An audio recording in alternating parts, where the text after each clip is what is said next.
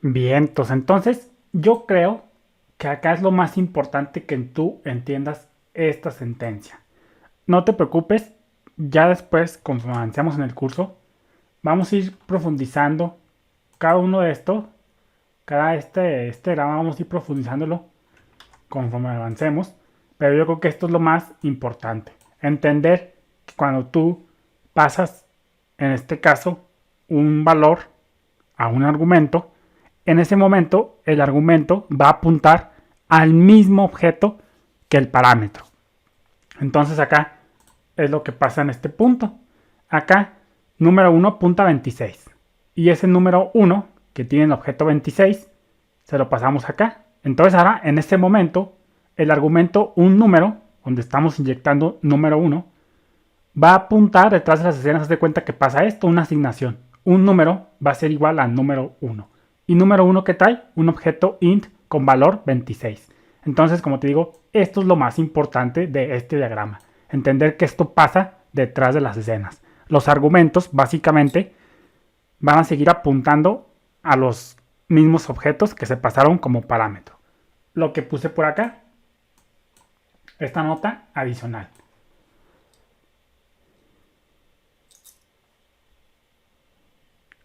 Acá puse que un número, cuando se ejecuta esta línea, un número se va a referir o va a apuntar al argumento de la función. Fíjate cómo un número ahora apunta a 26. Ambos, tan pronto como se ejecuta esta línea,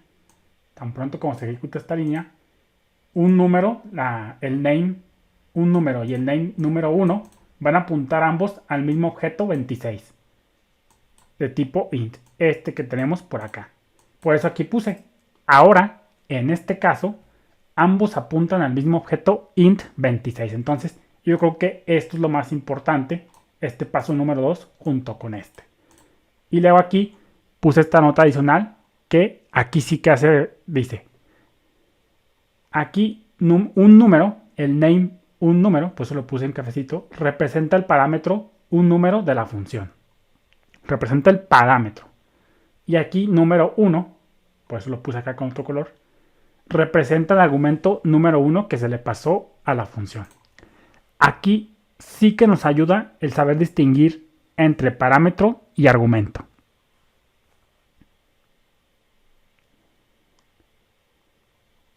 Si tú recuerdas, cuando estamos en la definición de una función, aquí se le conocen como parámetros, cuando estamos dentro de la función, cuando estamos viéndolo desde el cuerpo de la función. Aquí se llaman parámetros. Parámetros. Pero ya cuando hablamos en el contexto de llamada a la función, aquí se llaman argumentos. Entonces, cuando llamas, en el contexto de llamada se llaman argumentos y en el contexto de definición, en el cuerpo de la función se llaman parámetros. Entonces, pues aquí puse esta distinción para que veas que aquí sí que es necesario conocer la diferencia entre parámetro versus argumento. Aunque no del todo, más bien lo importante es entender que los argumentos pasan a apuntar al mismo como apunta el parámetro. Y acá pues lo vimos también en su momento. Aquí ya, tan pronto como pasa esta sentencia, primero se crea un nuevo objeto, luego esa otra variable, un número, ya no apunta al objeto int 6 que inicialmente apuntaba, sino que ahora apunta al objeto 78. El nuevo objeto int que se creó a partir del parámetro. Entonces, esto es muy importante, pero no te preocupes. Todo esto lo vamos a ir viendo porque esto es muy importante. Este es el core del curso. Este es el núcleo, la piedra angular de la programación orientada a objetos en Python. Aquí, de momento, quédate con esto que pasa detrás de las escenas. Y ya cuando lleguemos a programación orientada a objetos, vamos a seguir profundizando en esto. Entonces, si aquí me entendiste es un 60 a un 70%, está muy bien, con eso basta. Ya conforme avancemos en el curso, no te desesperes, lo vas a ir entendiendo, lo vas a ir asumiendo. Entonces, pues aquí está este diagramita. Y entonces acá hay que tener muy en cuenta también esto. Vamos a poner aquí una nota que diga lo siguiente. Ahora vamos a ponerla con este colorito. Vamos a ponerla por acá.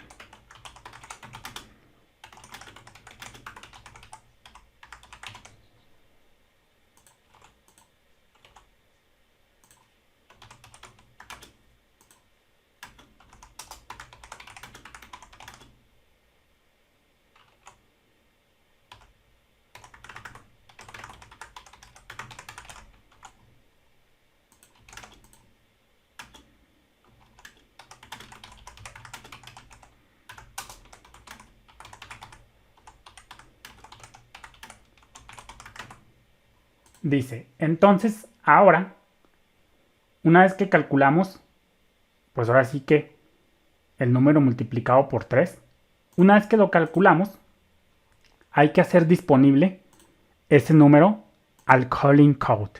¿Qué es el calling count? Pues el calling count no es más que el código que está llamando aquí. La línea 44 es el código que llama.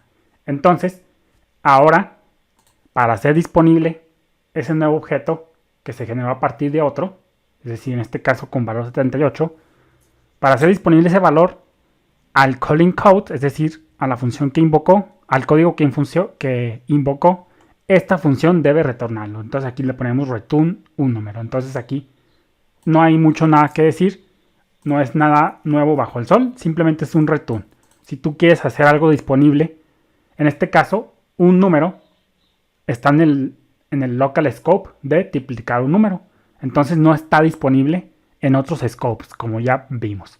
¿Y cómo hacemos disponible una función local a otros scopes? Pues la forma más sencilla y la más obvia pues es usando un return. Eso ya lo vimos. Entonces, pues si nosotros queremos retornar, en este caso, la variable local un número para otros scopes, en este caso para el global scope donde estamos, pues una forma sencilla y lógica y obvia, pues es simplemente un return. Nada nuevo bajo el sol, eso no requiere explicación. Entonces, de momento, guardamos este script y creo que ya a estas alturas, con eso basta la explicación. Y fíjate pues cómo efectivamente número 1 sigue valiendo 26 y ya el return número 2, que lo metimos en número 2, pues vale 78. Entonces pues fíjate cómo ahí vamos poco a poco ya viendo cómo se comportan los argumentos. Aquí tampoco nada nuevo bajo el sol, simplemente es pasar parámetros. Sin embargo, lo que no habíamos visto hasta el día de hoy es lo que pasaba detrás de las escenas, que los parámetros y los argumentos en algún punto apuntan al mismo objeto, efectivamente.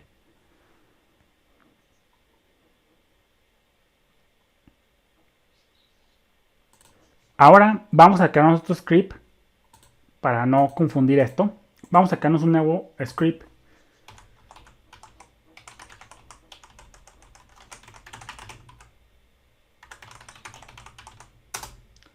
Y vamos a ponerle argumentos mutables. Este ejemplo que vimos por acá, vamos a cambiarle el nombre.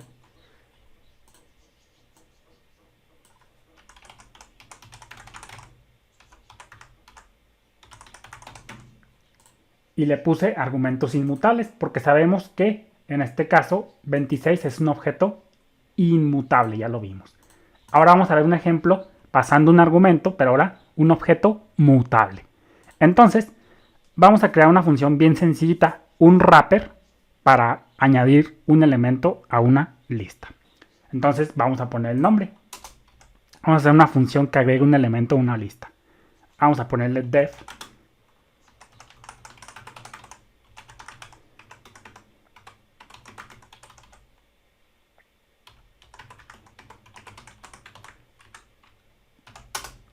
vamos a hacer una función que agregue un elemento a una lista. ¿Y que vamos a necesitar como parámetros? Pues vamos a ocupar una lista al cual queremos inyectarle o agregarle, más bien, agregarle ese nuevo ítem, ese nuevo elemento. Entonces requerimos una lista para decirle dónde lo vamos a insertar, en qué lista. Y obviamente también vamos a requerir un parámetro que es el ítem que queremos insertar a esa nueva lista, a esa lista, perdón. Entonces vamos a ponerle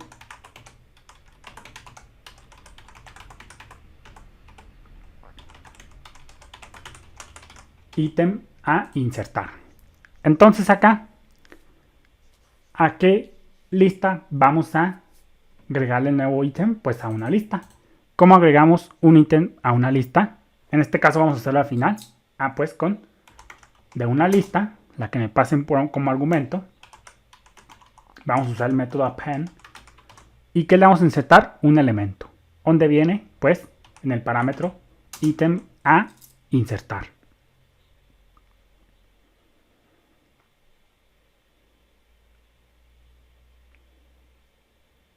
Entonces ya en este punto, si te fijas, no hay nada nuevo bajo el sol.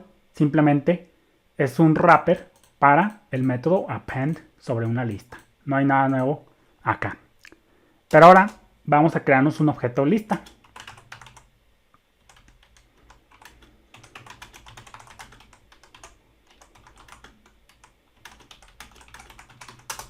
Vamos a ponerle, no sé, países. Vamos a poner, no, sí, países.